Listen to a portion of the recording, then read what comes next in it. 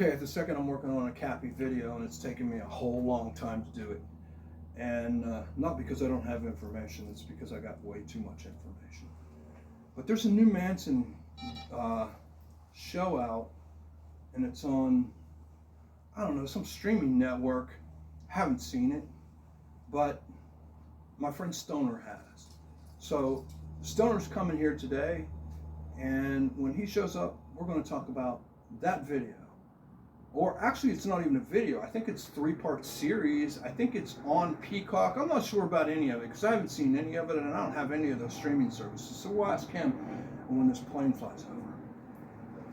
Hey everyone, Stoner right now here. It is Wednesday, November 27th, 2024, and today I'm over here at Michael Channel's house, Mr. Backporch himself, and today I'm going to be talking to him about the new documentary that just came out on Peacock, and I've talked about this on my show.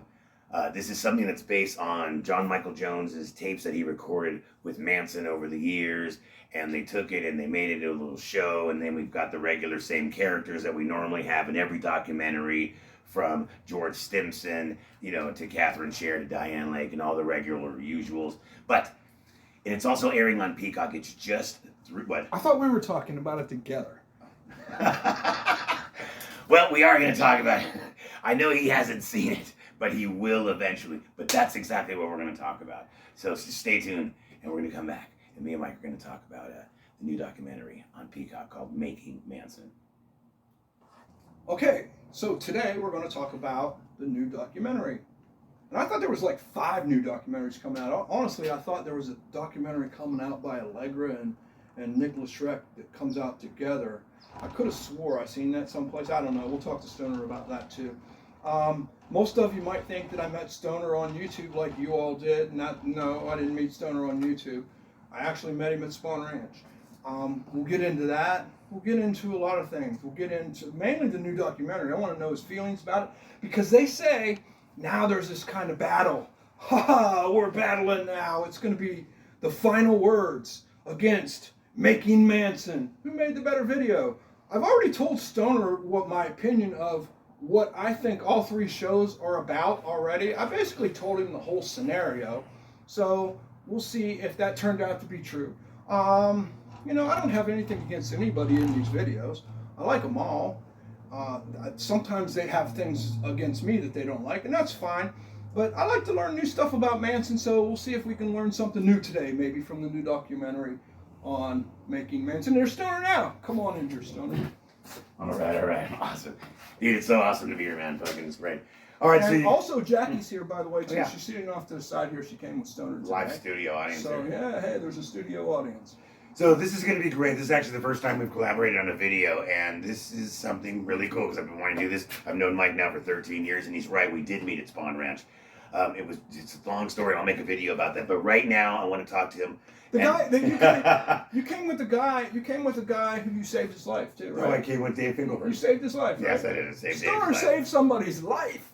Have you saved anybody's life? Because he legitimately saved somebody's life. He's also been blown up in fireworks. Have you ever been blown up in a fireworks show on the 4th of July? Actually, I saved 2 lives, and Jackie was there when I saved the lady's life in a wheelchair who went down the hill, and she was out of control. And if I didn't stop her in time, she would have flown off a cliff. So that's 2 lives I've actually saved. But he legitimately saved his other friend's life. Yes. The other guy was seconds away from, and Stoner saved his life. Most people only see the Stoner on the internet. He's a pretty good guy, actually, out in the real world. But yeah, okay. Right. So let's talk about this new documentary. I want to know all about this thing. Was I right about what I told you? I thought it was going to be all about. Yes, you're absolutely right. Yes, this is this documentary really. Some people have been asking me how they want to compare it to the last documentary, and Mike was in it. It was called Manson, His Final Words. It was the Rob Zombie one, where Rob Zombie was narrating it. Who narrated this one? This wasn't really narrated by anybody. Cha-ching! Yeah. We got one. We got Zombie. It wasn't heard by anybody. But the thing I want to say is that it's 2. Excuse me. I lost my voice over the weekend going to see the Eagles and Rams game. Anyway, so it's 2 different documentaries. It's 2 completely documentary. It has nothing to do with one. Has nothing to do with the other. The first one at least has to explain Manson, His Final Words. At least that it talks about the case, and it shows you the bulliosi side, then it shows you the drug dealing side, the other side, and it tries to explain the case to you. In this situation, this is nothing more than just to shock people. It wasn't that good at all. As a matter of fact, it would have been better if they would have just had John Michael Jones up there and he's just playing the tapes and we're just listening to him. That would have just been better. But because all the usual, the same people, who's in the thing? The same people were always in it. They're in every single documentary. You had, Diane Lake, Catherine Sher. You had. Does Catherine Sher still look good? Yes, over 80. Yes, she looks very, very good. What about Diane Lake? She looked good. She looks horrible. She looks absolutely horrible. Absolutely horrible. Stephen Kay's in it. And how's he look? He looks very, very old and sucked up. But he gets where Phil Kaufman was in it. How's he look? He's like 90, dude. He looks. I'm surprised this is it for him. Also, the news reporter. Hey, we have traffic that drives by too. The door's open right now. The news reporter, Linda Deutsch, was her name? Is that her name? Yeah, Linda Deutsch. Right. And actually, that's what's funny about her is her first job was Charles Manson. That's when she came from Sirhan. She was like an assistant on the Sirhan case, and then her first main case was Charles Manson. And then her last thing that she ever did in her life was a story about Charles Manson getting married, and that was when she retired. And I guess the last thing right after she died was this. This is the very last thing she did.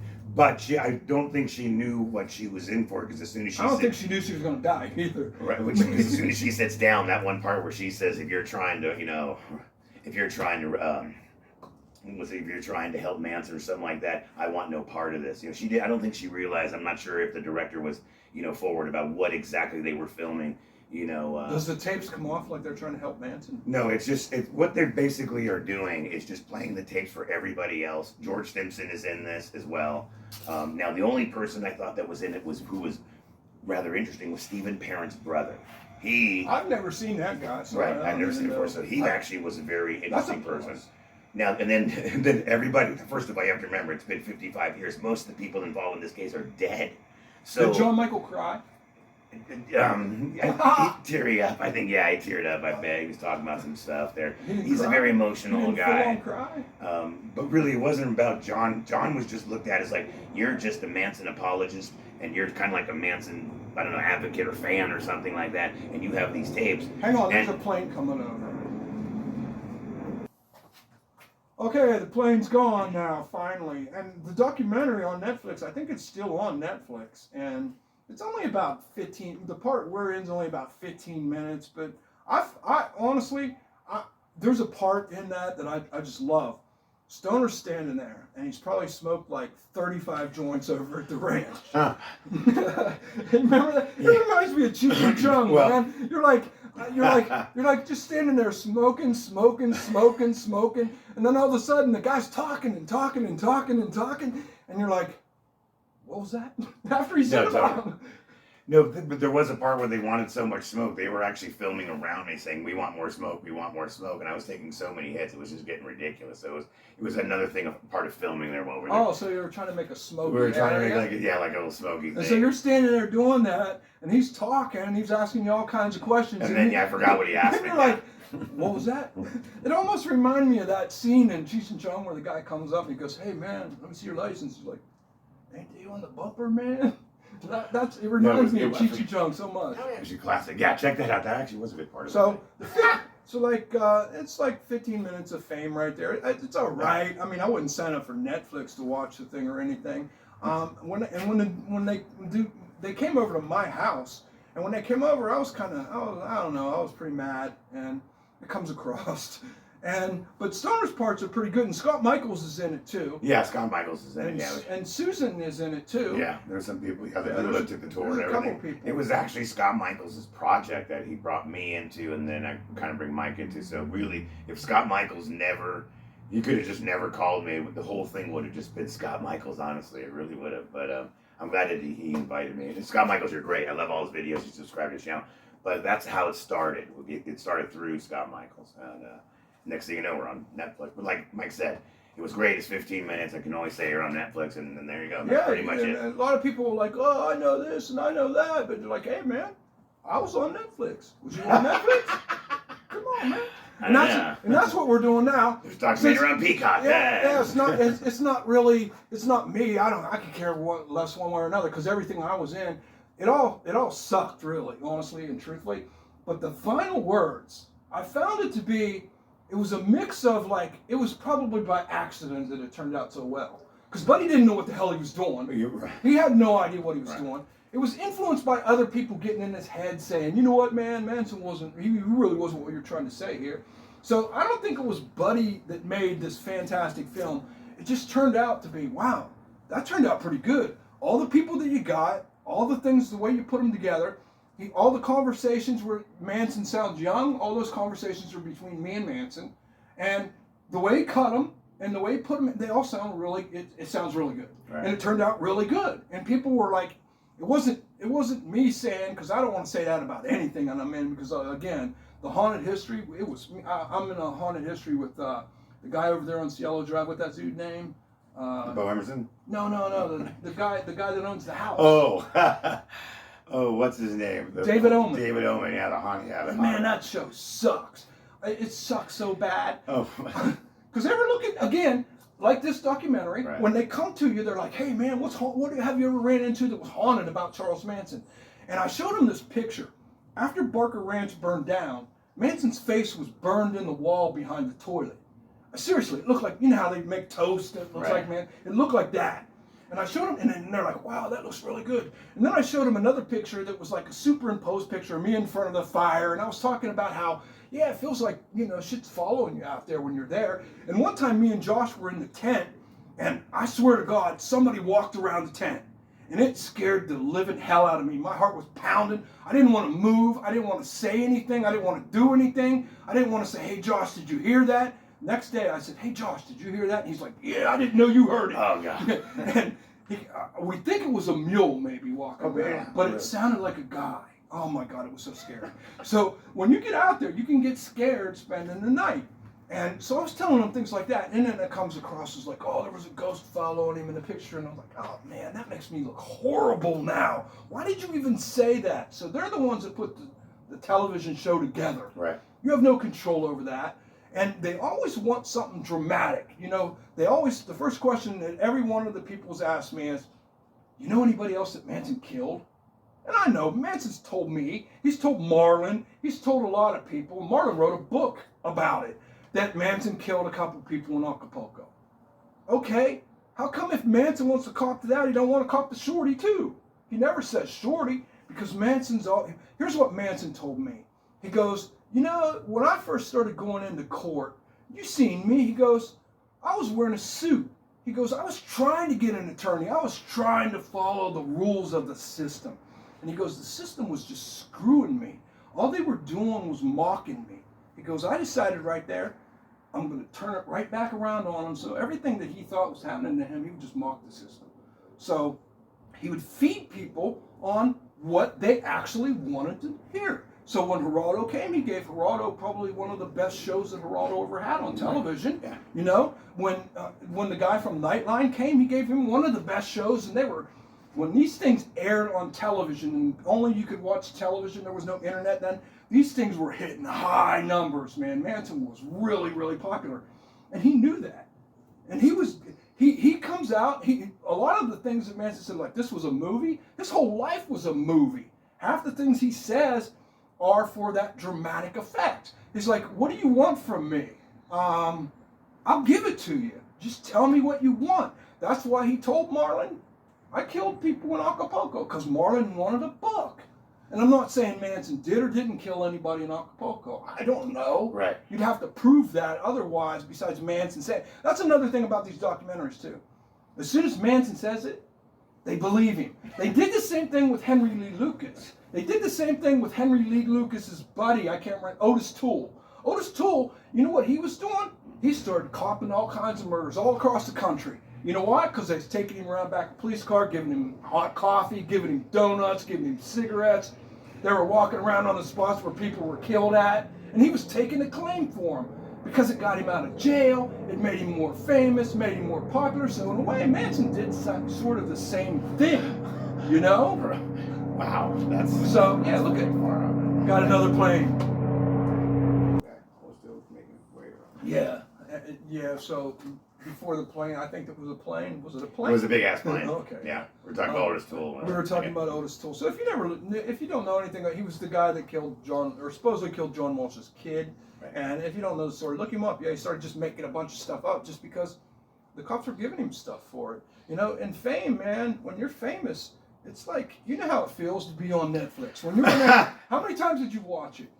10 times. Yeah. I probably watched it 10 times myself. Why not, man? Yeah, why not? It's not the first. Yeah, it's one by 10, 12, and 15 minutes, something like that. But okay, back to this. So we're already the final words is already one up because we have way better guy doing the narrating. And there's another plane. There's all kinds of people flying into Los Angeles. I hope. Well, it is the day before Thanksgiving. Yeah, It's the most travel day right now. People are trying to get out of town. Yeah, I don't so blame them.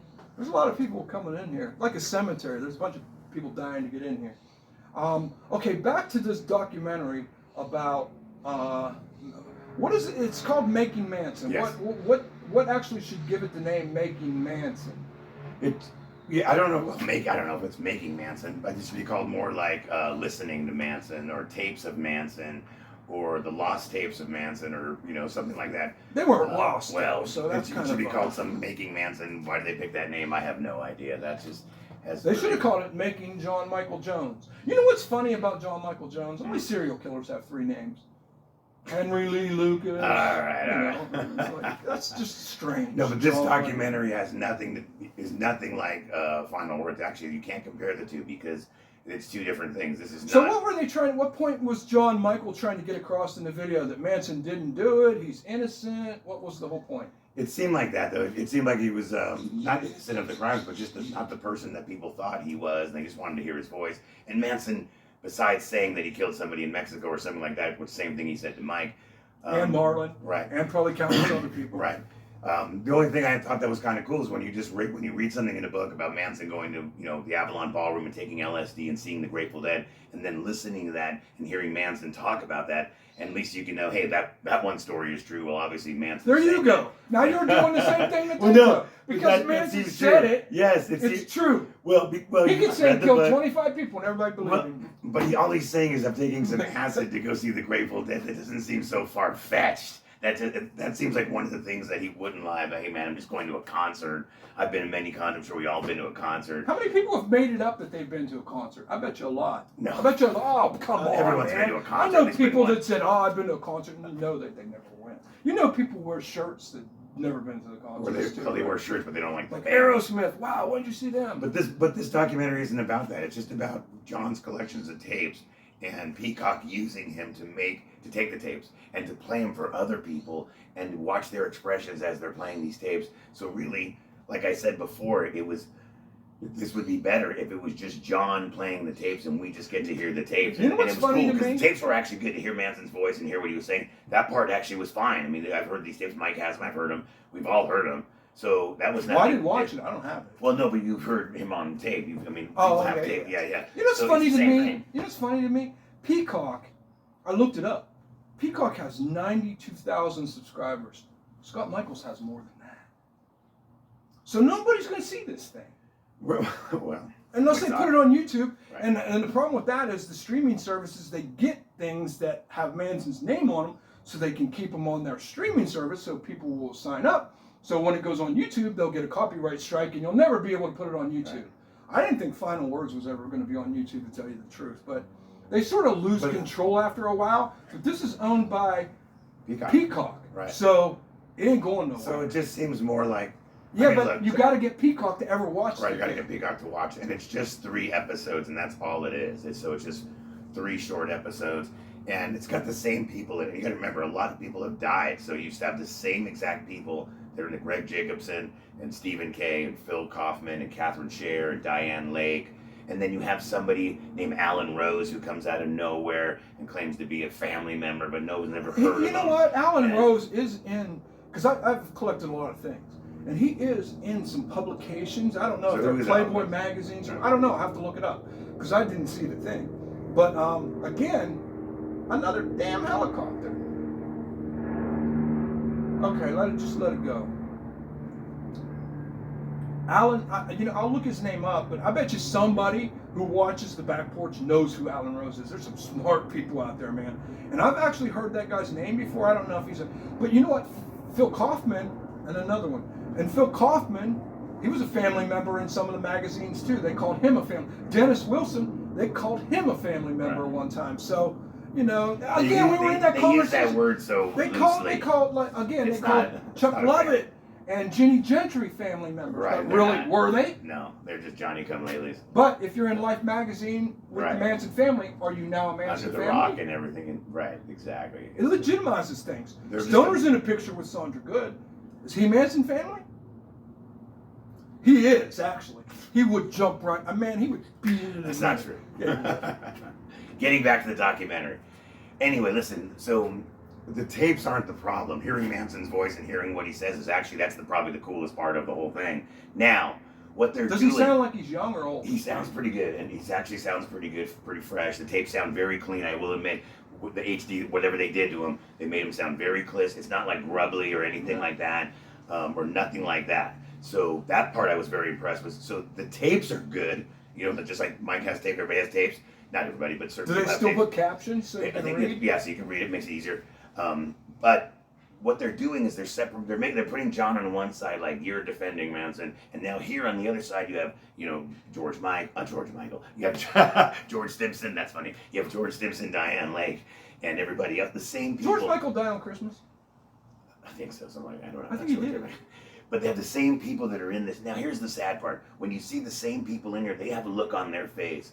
Like, they've done this so many times. Like, you can tell the whole documentary had a feeling like, so does George look bored in it? We need to stop doing this thing. This has to be like the last one. George actually looked exactly the same. George looked great. He looked exactly the same. same. You have a hat on? No, he didn't wear a hat, but his hair is really long. And, no, George looked the same. And and what they did is they filled it in with other people like, you know, like some kind of FBI expert and a Black Panthers historian, and then a cop that was an ex-cop. Why is the Black Panthers historian? Well, they're just in there because it's the 60s and what was going on. So to me, it just seems like John brought the tapes to Peacock because Peacock wanted to put something on there because that's what Mike's saying is that all these different networks want their own Manson something on there. Well, they have to have it because Right. they can't share. So you know? Peacock makes this thing where they put John over here, they listen to the tapes, and then they play the tapes for these other people, film them, and watch their reaction. It's a reaction video. It's a reaction documentary, almost like to try to shock them and stuff like that. And Manson honestly never says anything special, except for where I thought the Grateful Dead part with the LSD. That to me, honestly, was the highlight of the. That was the highlight for me. But so hearing the tapes was cool. Hearing his voice was cool. Hearing him say certain things was cool. But as far as what they were trying to promote and trying to make it look like, I don't think they made Manson look any different than what people think. And the people that were left looked like they were tired of doing this. They really looked tired. Like, this is the last time, and please don't make us do Linda another Deutsch one. was obviously tired. Well, yeah, this is the last thing that she did. And she's like, if you're trying to exonerate Manson, I don't want no part of this. And then they probably told her something, and then next thing you know, she contributed a lot. And what about Stephen K? Stephen K. Did he sound like the same old thing. Same old Brooklyn. You know, when I was doing the final words, I met Stephen K. Right? And here's how I met him. I had to go to a studio then, I was telling you before I did. Okay, I went to a studio and I can't even remember where it was now. But I had to show up there and it was a house they rented. And as I'm walking in the door, Stephen K is walking out the door. I'm so shocked. The only thing I can think of is Stephen K from his mother. I didn't even say anything to him. Yeah. All I said was hi. That was it. And I got in there, I said, buddy, was that fucking Stephen K? Sorry about that. Was that Stephen K? He's like, yeah, did you say anything? I'm like, no, man, I was too, starstruck. Yeah, he's in it, says the same old stuff. Greg Jacobson was in it. Phil Kaufman was in it, Diane Lake, Catherine Scheer. But Catherine Scheer, the interesting part about her is she flip-flops. She's a flip-flopper. She'll say some really nice things about Manson and, well, we lived it and everything's great. And then she'll just turn around and go, he's pure evil, he's doing this. You know why she does that? She does it all the time. You know why she does that? Throughout the entire document, that's all she does. I know why she does that. Because deep down in her heart, she still loves Manson. I think so. She loves Manson, but her friends from church are watching this. Right, exactly. So she's got like, hey man, I Yes. don't know. So she was flip flopping, yeah, and she did the same thing in the last doc. If you watch every documentary, she always says really cool stuff, and then they're showing the Hendrickson film where she's running around the desert naked and with what's his name, Robert, whatever his name was, you know. So yes, and then the next scene they show her, but Manson was pure evil. He's the devil. He's so you mean to tell me you've already seen? She flip flopped. You've seen Gypsy running around naked. You wouldn't have been over there at Spawn Ranch joining the Manson. You'd have been there. That's besides what we're talking about. You'd have been there enough. So, and then she brought, another thing that Gypsy said was about, her and Manson went up to Terry Melcher's house in Malibu, and he made her knock on the door and ask for Melcher and then leave a note, and then she was worried that when she signed this note and left it there, if anything had gone wrong, that, there's handwriting, the note's in my handwriting. And whether or not that was sufficient or anything, so you guys went to Melcher's house in Malibu, so you knew he lived in Malibu then. So, to me, Manson didn't say anything so dramatic. I know some people want to make that whole thing, well, I killed a man in Mexico, and John's like, oh, or whatever. And so, but I've heard that before, and so is Mike. So that to me wasn't that dramatic. The Grateful Dead thing wasn't that dramatic. The thing, other stuff, Manson really didn't say anything. It was just like, they were just kind of like fascinated to hear his voice. I like hearing him talk too. Right. So the one guy said, is that Manson's voice? Because he didn't sound like that when I knew him or something like that. And it's like, hey man, you got to remember how old the tapes are. So he probably didn't sound like that. Who was that Alan Rose guy? One of them, I can't remember. I think one of them said, I can't remember who it was, but someone's like, is that Manson's voice? It doesn't sound. I'm like, what the hell? But anyway, when they heard it, it would kind of creep out Diane Lake, and they got that shock. They got everything out of Diane. She knew how to play it well. I could tell. If you have Peacock, would you watch it? I would watch it if I had it. I'd got it on. Even after what you said, I'd still watch it if I had it. But would you sign up to Peacock to watch it? No. It'd be something if you already have Peacock, then I understand. But if you're just going to sign up to, unless you like movies on there and stuff, and you want to sign up for Peacock, there's other stuff on there besides that. They have the Super Bowl on there. Plus, there's all kinds of other documentaries coming up besides this. You have, the Menendez brothers. That's causing a big stink. They're going to try to get out. And then you have the Scott Peterson one. Then you're going to have this new Richard Ramirez one coming out. So all these networks, just like Mike's saying, is they're trying to push all these, criminals out there, to get everybody come to their, to their. Everybody has to have a true crime section. Right, you got to have a true crime section. Exactly. It was funny the other day. I was thinking, should I go down there? Because Van Nuys is only right down the street. And they had a poll for the Menendez jury. I mean, not the jury, but where you could sit in the spectators in the crowd. And I thought, should I go down there? There'll be a bunch of people. I should go down there. And I thought, I ain't going down there. And I didn't go down there. But then I seen it on TV, and I thought, man, I should have went, because I really would have liked to meet Mark Garagos, the attorney. And he did a conference afterwards. And the Menendez family talked afterwards. And they were outside, and then the media bombarded them. Garagos got mad, and it was pretty cool. I should have went, but that's just right down the street. And when it was going on the last time, I was there, and I was talking about, you seen it, there's a video, I was talking about it to Manson. Wow. When the guy got shot. When one of the attorneys came out, and he was dodging behind a tree. Which is amazing that you can do that. Because couldn't you just reach over and grab the tree? I don't know. I was trying to think of, I would have been, I think I would have been able to shoot him. Because he was doing really good to get out of the way. If you've ever seen that video, the attorney doesn't get shot, but the guy, and all he has is a thin little tree, going. He does a good job. He does a great job. It's like the way, like a dog chasing a squirrel, and they're going around the tree. It's kind of like except with a gun. The dog had a gun. All right, listen. So my overall view on making Manson, listen. It didn't bring anything new to the table. The only cool thing about it was just the tapes itself and hearing. If you're someone like me that really likes hearing that stuff and hearing Manson's voice and hearing what he has to say. How did they end this thing? Of course, on the Helter Skelter thing, kind of negative note about the whole thing. It was. It's a negative note when people die. Put it that way. And then I think it finally ends with John saying something at the very end. I can't actually remember. He's like, I can't believe it. Me and Manson were such good friends. He was great friends and all that kind of stuff. But that's where it gets a little over dramatic, because I think now John and everybody, this is the part that I just thought was ridiculous, is that they just John made it seem like he was the only one who was like, John made it seem like he was the only one who ever did anything for Manson. He was the only one who got letters. He was the only one who got tapes. I tell you what. He was the only one who was his friend. The only one who put money on He never gave no money. He never gave no money. Come on, man. Come on, man. So it's like, I think even John knows there's other people out there, and I'm standing one right here. And didn't you tell me it started out that John first became friends with him because he was a meth head or something? Wasn't that the reason? Come on, man. You gave him money as a drug dealer? I mean, a drug taker? That's even different. You didn't give him money, man. Well, that's what he says in it. He sold him out. He sold everything he had. Now he sold his tapes. So, come on, man. You can make yourself sound as good as you want to make it or try. It ends with John saying that he is not a fanboy, but he is actually a true friend of Manson. And they show his tattoo that he got of Manson, and he's like, "I'm not a fanboy, but look at my tattoo." They show his tattoo, and he's like, while they're showing the tattoo, he should have got a tramp stamp. He's explaining how this is different. This is like sacred. This is like their father and son and everything. And I named my kid. Like he's his father. I named my kid Max after Manson. And don't put this in the video. You've all seen the video where John's making out with Manson in the coffin, right? Oh. Come on, man. I mean, look, I know everybody's sad and sold all the ashes so other people could have tattoos. Right, really good tattoos of Manson. But he doesn't want anything from him. He never wanted anything from Manson. Bullshit. That's what he says in the documentary. Such bullshit. So listen, the tapes were great. I'm not gonna lie. Listening to the tapes were great. And hearing, I would just love to sit there at John's house and just listen. He had a lot of tapes, and I'm like, wow, we've only heard a few minutes. They cherry picked every good part. I would love to hear some good. There ain't no more good stuff in them. There'd be 5 parts of this show. So anyway, besides that though, that was fine. There were some actually good photos. And the bad problem is now Paramount owns all his Manson tapes. They own your stuff, man. If you put your own stuff out there one day, they can copyright claim you and say, "No, that's ours." Remember when you signed over your Charles Man tattoo? They might have an agreement. Agreement's my ass. What was the agreement you had with Netflix? Nothing. I didn't have anything to say. Yeah, I had to go fight him out there for your money. Got him. I was almost going to punch the guy in the face out there over to get his money back. They don't have agreements. They try to sucker you out of everything.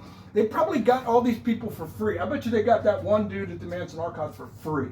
I bet you he was free. Oh, well, we don't. I bet you he was free across the board. I bet you he was free. Well, he can answer. He's your friend. I bet you they got him for free. I bet you they got George for like $500. I bet you everybody they paid for Gypsy got paid. I bet you they got him all for less than 10 grand. Well, John Michael, I bet you got less than 10 grand. They ain't giving him no money for tapes. Anyway, there's some good photos. There's actually some very good photos. Now, let me just say this. These people are the last people that are left. Which one of them had an agent? Gypsy did. I bet she got the most money. She's been in the. I bet you Diane Lake got the most money. Okay.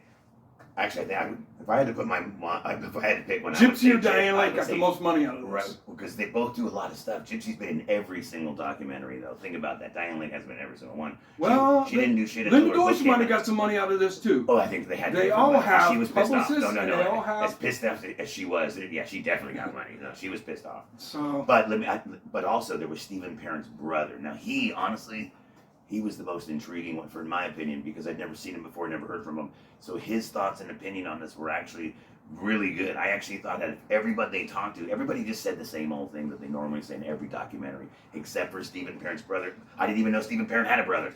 And then everything he said was good. So that part right there, to me, was Stephen Parent's brother was really the highlight of the people that they brought in.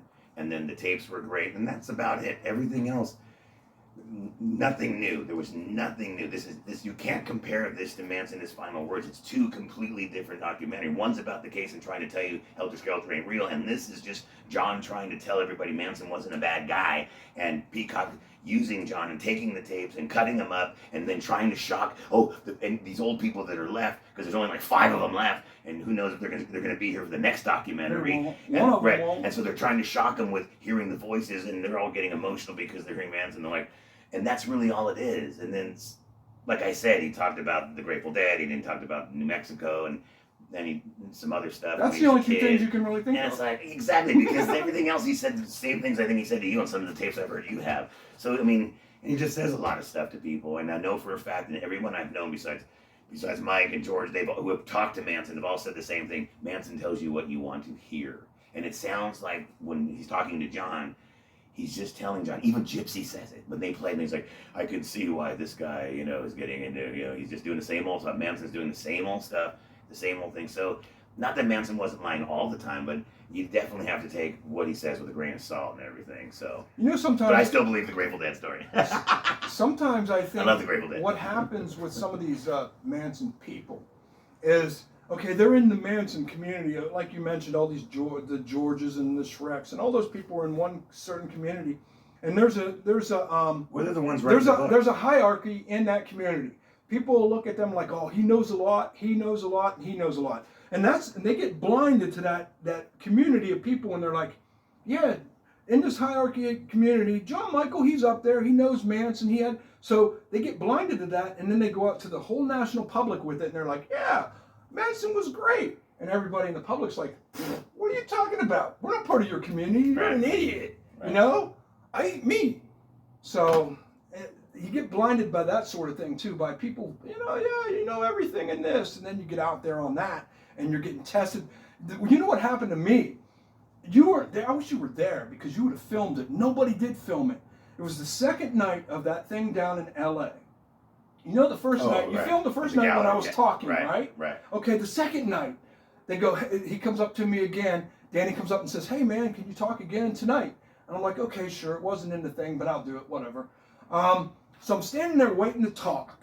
And Danny goes, hey man, there's a guy in the crowd from Netflix. He was in the Manson thing too.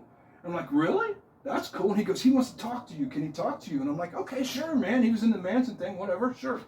And then there was another guy that was approaching really quick to the side over here. And he wanted to grab the microphone because Danny had a microphone that he was going to hand people for questions to ask. And first he hands this dude over here. And this guy goes off on me, man. He's like, I don't know how you can be friends with such a murderer. You must be a real piece of garbage. And man, he was just going off on me. Right. And I'm like, okay, all right. Is he done yet? Take the damn microphone off of him. Give it to somebody else. Then he goes and gives it to the dude from Netflix. And the dude from Netflix, I have a picture of him, because I got a picture of him later on afterwards. I says, hey man, can I get a picture with you? He didn't really want to because at that point, we didn't much like each other. But he did take a picture with me because I said, hey, I'll introduce you to Michael Bruner, because Michael Bruner was there that night too. And he goes, oh, okay, cool. And so I introduced him to Michael Bruner, and then he took a picture with me. But he goes into the same spiel. It's like, how can you be friends with such a murderer? He goes, that guy got so many people in trouble, including my friend Bobby Beausoleil. And I'm like, Bobby's your friend? And he goes, yeah, we visit in prison. And I'm like, man, talk about douchebags of people getting people in trouble. People that actually, man, we were going off, back and forth. That guy was pissed, man. He was pissed. I was pissed. Danny was kind of like loving it because it was like everybody was like buzzing. Man, that guy, he attacked me so bad about Bobby's my friend and Manson got him in trouble. I'm like, wait a minute here. You flipped the script on everything. Isn't Bobby the guy that went and killed his own friend that got everybody in trouble? So that was my Netflix experience with this. He was playing Detective, I don't know. I'll put the picture up in the video here if I can find the picture. But man, people like that are just people that become friends with someone, but they don't really know the story, but they just think it's someone else's fault. That's why you're it's there. It's like the friend of yours that made, hey man, he makes these things, who likes Tex. Who Tex writes him? This is cool as heck. It's Shorty Shay. It is pretty anyway, I was referring to the friend that makes these. He really likes Tex. And you just get that opinion. When a person likes you, you tend to like them back. No matter what the heck they did, And this is really cool. Thanks again, Captain. But true crime is totally big right now. Not just the Manson case. There's a lot of other cases. True crime's been big all my life. Right. People were going to visit the Bonnie and Clyde car at the fair, man. Getting it, so it's been... But that's huge right now. That and also chasing ghosts, but I don't do that. Nobody wants to chase ghosts. But anyway, my overall review on the Manson. First of all, if you don't have Peacock, don't get it just for this. Just get it because you actually like Peacock. That's the reason you should get it. But if you do have it, take your time, watch it. It's not that long. Like I said, the tapes were good. Stephen Parent's brother was good. And that was pretty much about it. I don't think I've ever seen that guy in my entire life. But that's why it was good, because it was just good to hear what his opinion. I don't want to give anything away, but his opinion was very good on the whole situation about his brother. So that was good. So again, because he's defending his brother, Stephen Parent. In the final words, we had somebody you never seen too, Aesop Aquarium. Right. Yeah, Mark Ross. Mark Ross, right? So who was better, Mark Ross or Parent's brother? Well, that wasn't even in the final words. That was in the other video I did. I'm sorry. It wasn't. That was in the History Channel. Who was better? Well, I think Stephen Parent's brother was because I didn't even know he had a brother. I knew who Aquarium was, Mark Ross was, so he was already in the picture in the story. So when I was watching the documentary and it just came up, I'm like, who's that guy? And then you read the bottom and it's like, oh, Stephen Parent's brother. And I'm like, oh shit. And then I was really paying attention to what he said. How old was he when Stephen got? I don't know. That's a good question. He looks old, and this he's old. I mean, he was probably his older brother then. Yeah, he's older than this, so he's not. Yeah, I was trying to think. Was his younger brother, older brother? But he's old in the video. But did he mention anything about Stephen's life? Was he gay? Yes. Oh no, he doesn't. It's not like that. No, he said some things about Stephen, of course, and he showed some photos that nobody'd seen before about Parent, which were cool. Your friend Thomas snag him already? Probably, yeah, probably. So that part was cool. So to me, that out of everybody that was on there, Stephen Parent's brother to me was the most informative. He was cool because I'd never seen him before, and what he said, and I'm not going to ruin it for you guys. It was good. I liked that. Ruin it for everybody else said the same old thing. George said the same thing, and Diane Legg and Catherine Scher and Greg Jacobson and Phil Kaufman. They all said the same thing that they've said in every single fucking documentary. So this documentary, if you just want to hear Manson's voice, that's about all it's worth. I like hearing Manson's voice, but I don't know if I would sign up. Again, I'm not signing up for Peacock. So, and on a scale of 1 to 10, I'd give it a 5. Sorry. What would you give the final words? Final words, man, was final words is about an 8. It is pretty good. They even got a more lengthened version of it now that's even longer that has Capistrano's in it. Oh yeah. Yeah, because they interviewed her too. That's again, I got a lot of information from that I'm going to do the video with that I got coming up. But yeah, they interviewed her and they didn't even use her in it. I'm like, man, that's how how they waste money too. But again, Netflix just gives you money and then you work on the budget and you pay people as you pay them. And most of the time in these documentaries, they'll always tell you the same thing.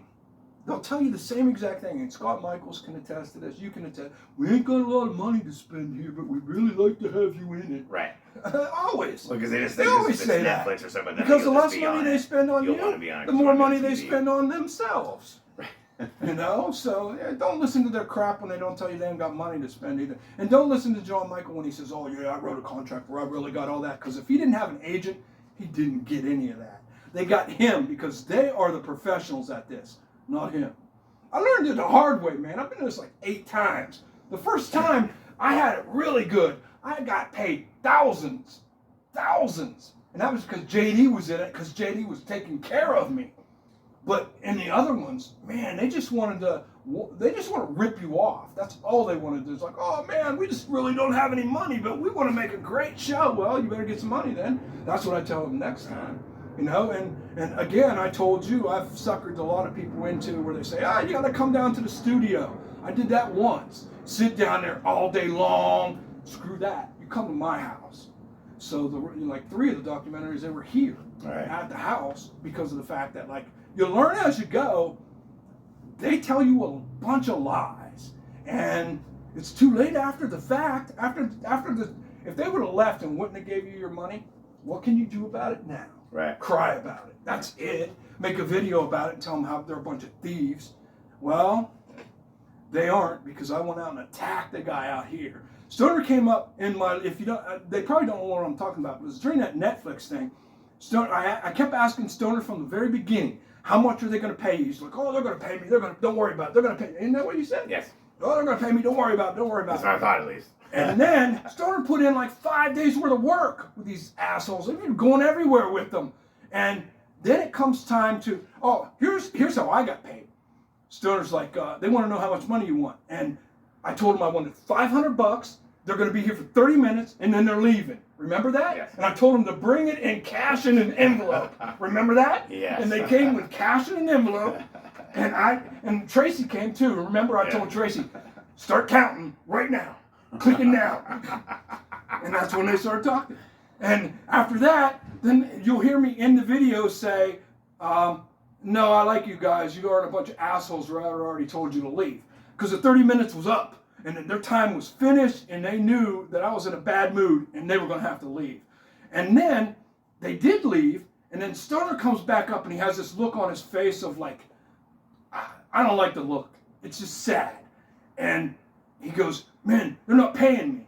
And I'm like, what? I thought you said they were paying you. Oh no, they're not paying me. They're taking off. I'm like, bullshit, they're taking off. So I went out the door. I went down there. The guy was standing down there in the parking lot, and I says, hey, where you guys think you're going? You're gonna pay this dude. You're not taking off. You're not playing that shit with him. He don't know your games you guys play. You're paying him. And they paid you like double, didn't they? They paid me I think they were going to pay you $250, and you said they paid you like $550 or something like that. Yeah, it was like $550. Yeah, so that's how those people operate. They operate like that. They try to take advantage of people, and then after it's over with, they just move on to the next. So if somebody comes to you for a documentary, just get an agent or something, or play their game back to them if you got enough information. No, but here's I'm gonna end this. Okay, here's one last thing I'm gonna say about this. But I was actually approached about this with the first of all with the Making Manson thing. The producer did actually talk to me, and we talked about this, and he said, I would love for you to come to LA and be on film. And I said, no, I don't want to do it. And I'll tell you why. First of all, the project was completely run by John Michael Jones.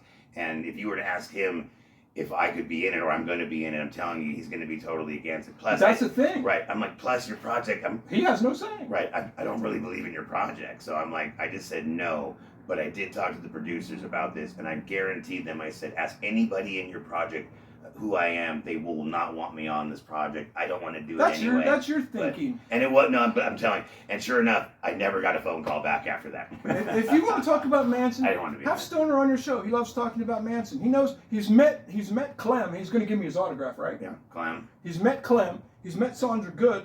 He knows Lynette Fromme, and I've also met oh God, his wife. Whose wife? TJ's wife. Oh yeah, Barbara Rosenberg. Not only did you meet his wife, I met Barbara you Rosenberg. screwed his daughter. Whatever. Come on, you know you did. Barbara Rosenberg, I met her. So he knows way more about the Manson. I mean, come on. So yeah, probably got to end this because Jackie's falling asleep. Yeah, my camera's probably running out, and Stoner's got to get on the road. Dinner and stuff. Happy Thanksgiving. Yeah, happy Thanksgiving, everybody. This is great. And if you got Peacock, watch it. I would watch it. And if you got Peacock and you got YouTube, watch it and put it on YouTube and tell people, just a little amount of people. Tell me. Don't tell anybody else. And don't forget to subscribe to my channel, Spawn Ranch Channel 2011. There's a YouTube channel too, so if you didn't know. I do live shows every single day, Monday through Friday, around 5 o'clock on the web. Oh, on the other side. That's it. All right. And we're done. From what I watched, the followers, the